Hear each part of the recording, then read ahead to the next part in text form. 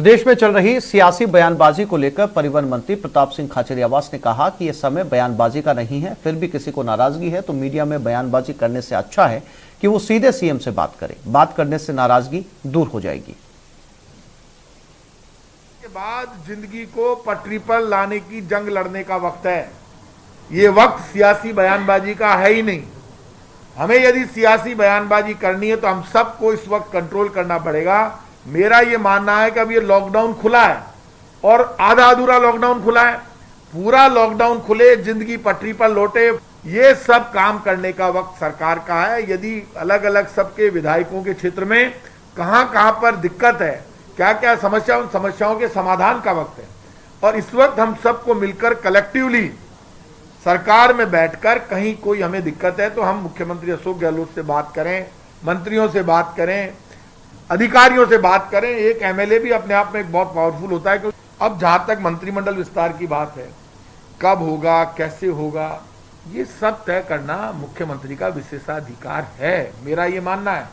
फिर भी यदि किसी को कोई राय देनी है तो मेरा ये मानना है कि मुख्यमंत्री जी को फोन करना चाहिए।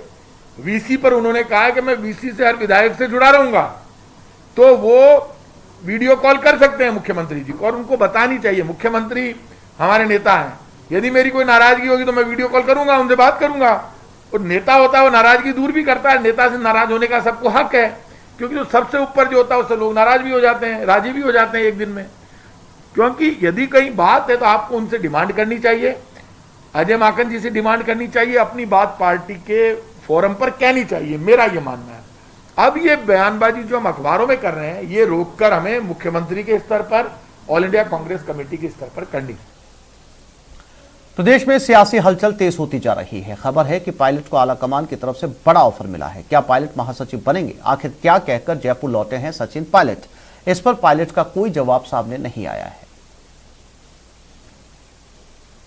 राजस्थान कांग्रेस में बगावत पार्ट 2 से जुड़ी एक बड़ी खबर आ रही है। खबर है कि कांग्रेस आलाकमान ने बागी तेवर अपनाए हुए सचिन पायलट के सामने एक ऐसा ऑफर रखा है जिसके बाद राजस्थान की सरकार में बदलाव हो सकता है।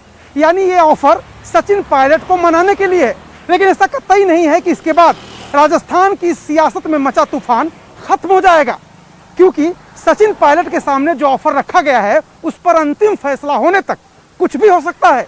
राजस्थान में सरकार और संगठन को लेकर जारी सियासी संकट को रोकने के लिए कांग्रेस ने सचिन पायलट को फाइनल ऑफर दे दिया है। सूत्रों के मुताबिक नाराज पायलट को मनाने के लिए उनके समर्थकों को राजस्थान सरकार में जगह दी जाएगी। वहीं पायलट को भी 2 अहम पदों का ऑफर दिया गया है। सूत्रों के मुताबिक कांग्रेस पार्टी राजस्थान कैबिनेट में 3 मंत्री पद देने के लिए राजी है, जबकि सचिन पायलट ने अपने समर्थकों के लिए 5 से 6 मंत्रियों की मांग की थी। साथ ही सचिन पायलट को महासचिव बनाने का ऑफर दिया गया है। महासचिव के साथ पायलट को किसी राज्य का प्रभारी बनाने के लिए भी पार्टी तैयार है।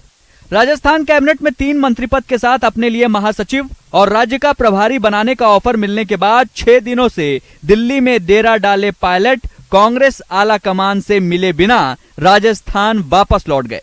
खबर है कि सचिन पायलट अपने गुट के विधायकों के लिए 5 से 6 मंत्री पद चाहते हैं, जबकि आलाकमान 3 से ज्यादा देने को तैयार नहीं है।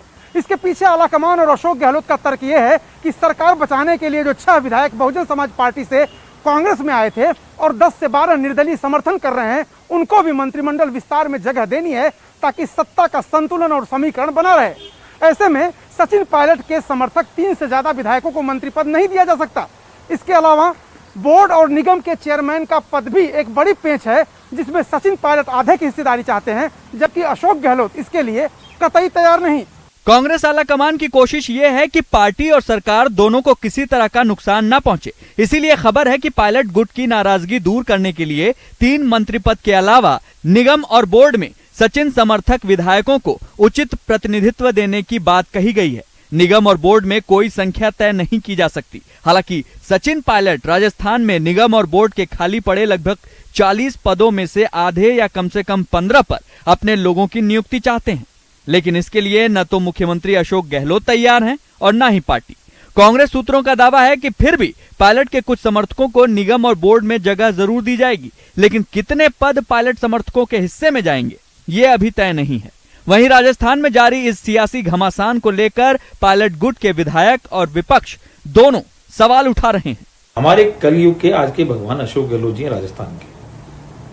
हमारी डिमांड है और हमारी आस्था है कांग्रेस में, तो कांग्रेस कार्यकर्ताओं के हित में बात कर रहे हैं हम, कांग्रेस कार्यकर्ताओं के विपक्ष में नहीं बात कर रहे हैं। अब तो कम से कम सरकार और सरकार के मुखिया को इस बात का सेल्फ रियलाइजेशन हो गया होगा कि जो है दोष भारतीय जनता पार्टी में नहीं, उनकी खुद की नीति, व्यवहार और आचरण में, जिसके कारण से इस तरह की परिस्थितियां उत्पन्न हुई है। सचिन पायलट को जो ऑफर पार्टी की ओर से मिला है, अगर वो उस पर राजी हो जाते हैं तो मंत्रिमंडल विस्तार जल्द हो सकता है।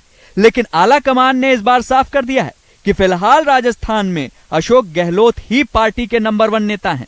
सचिन पायलट राजस्थान में पार्टी का भविष्य हैं, इसलिए वर्तमान और भविष्य दोनों को समन्वय के साथ आगे बढ़ना होगा। राजस्थान की सियासत में वर्चस्व की लड़ाई का यह दूसरा दौर है, लेकिन इस बार हालात एकदम अलग हैं।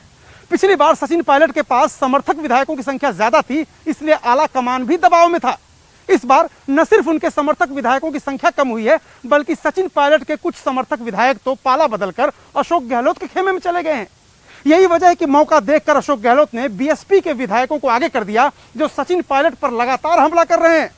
सचिन पायलट की ताकत कमजोर हुई है और यही वजह है कि आला कमान से फाइनल ऑफर मिलने के बाद पशुपेश में पड़े सचिन बिना कुछ बोले ही जयपुर रवाना हो गए।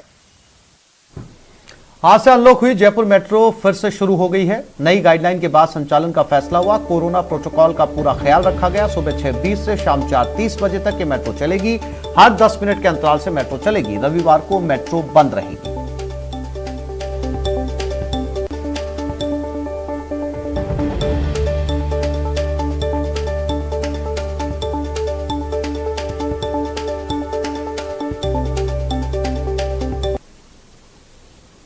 है राजधानी जयपुर की मेट्रो का नजारा हम आपको दिखा रहे हैं। जयपुर के अंदर चांदपोल मेट्रो स्टेशन पर ये मेट्रो पहुंची है अपने यात्रियों को लेकर के। हालांकि पहले दिन यात्री बाहर काफी कम नजर आ रहा है, लेकिन लोग जागरूक नजर आ रहे हैं मेट्रो को लेकर के, और लोगों को इंतजार था मेट्रो के शुरू होने का। वो इंतजार आज खत्म हो चुका है। कोरोना के चलते ये मेट्रो जो है वो रुकी हुई थी, थमी हुई थी। आपको यात्री नजर आ रहे हैं, देखिए उतरते हुए।